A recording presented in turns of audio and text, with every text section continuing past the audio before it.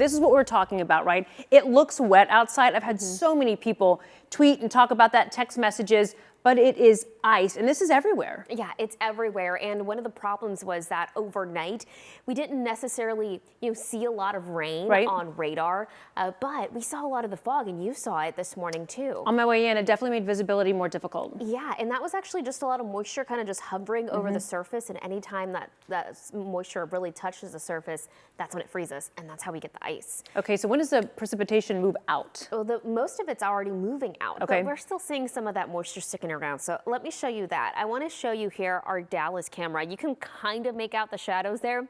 If you look on the right-hand side, that's actually Reunion Tower, but you can't see it because of the ice. And it's part of the problem that we've had today. It's this really just moisture kind of lingering in the air, and whenever it just touches the surface, it's going to freeze. It's what we call super cooled water.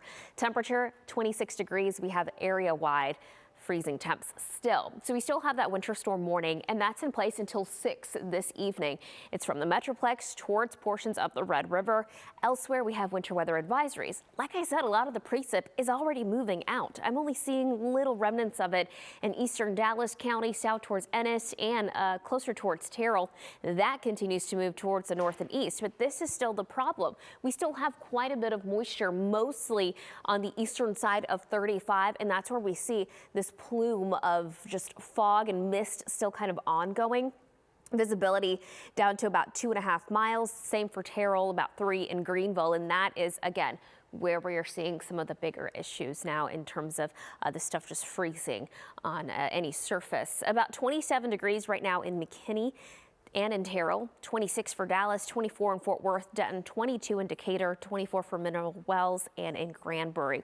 And the rest of the day today, precip chances are actually really on the low side now. It's what we're still going to be dealing with in terms of that moisture kind of just hovering around in terms of fog and mist.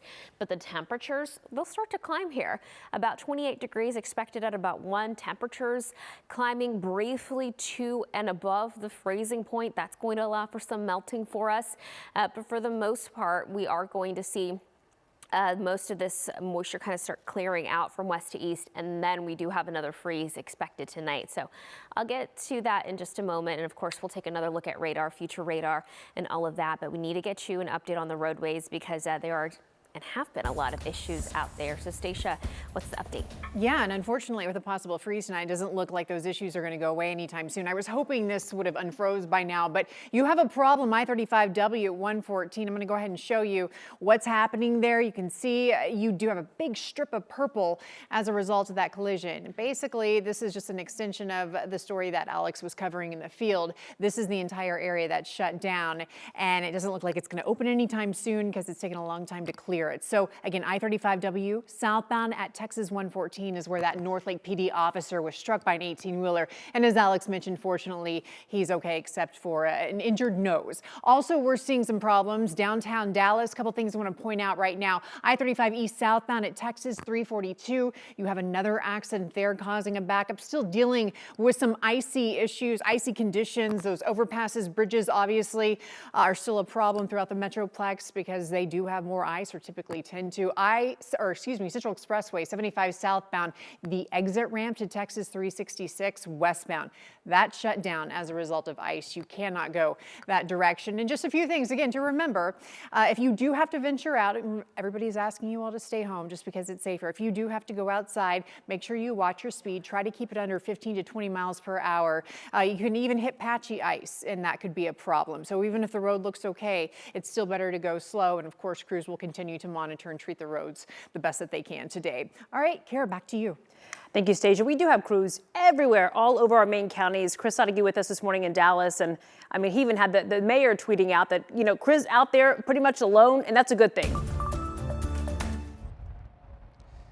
Yeah, he was saying they want people like me to be the only people out on the road and out here lonely. Hey, I can handle that, and that's one thing that we really did notice a lot this morning as we kept our eyes here on the 30-35 interchange in downtown Dallas. We noticed that there were not nearly as many cars out on the road today as there was yesterday morning. Probably that has a lot to do with more school districts, more businesses shutting down today. It was quite barren. However, as we watched, we did notice if there was a trouble spot, it was when the cars and trucks went on this 8th Street, Colorado ramp that takes you high on the overpass. In fact, we got some video we want to show you.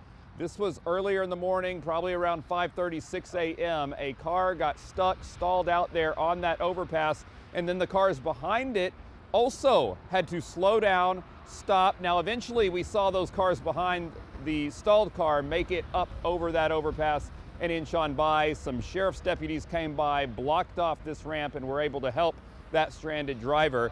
And now if you come back out live, they've actually opened up that ramp. So we are open, not as many drivers on the road right now, and that is a good thing, because we talked all morning about how this ground, this road, the concrete, you can't see accumulation, so that might lull people into a false sense of security, thinking that they can just drive the speed limit, but it is still very slick.